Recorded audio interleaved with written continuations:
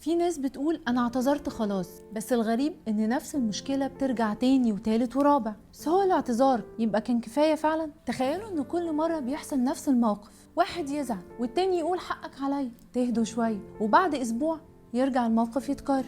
بعد كام مرة كلمة آسف نفسها بتفقد معناها، مش لأن الاعتذار ملوش قيمة، لكن عشان الطرف اللي قدامه ما بقاش شايف تغيير. دكتور جون جوتمان كان بيتكلم ويقول إن الاعتذار الحقيقي جزء من إصلاح العلاقة، وإصلاح العلاقة مش بيقف عند الاعتراف بالغلط، بيكمل بخطوة تقول للطرف التاني أنا فهمت إيه اللي وجعك وهحاول أتصرف بشكل مختلف المرة الجاية. ساعات الناس بتفتكر إن الاعتذار بينهي المشكلة، لكن الحقيقة اللي بينهي المشكلة إن السلوك نفسه يتغير. الاعتذار بيداوي الوجع، لكن التغيير هو اللي بيمنع الوجع يرجع تاني. اعمل سيف للفيديو، يمكن في يوم تحتاج تفتكر الفرق ما بين الاعتذار الحقيقي والاعتذار اللي بيعدي الخلاف وبس.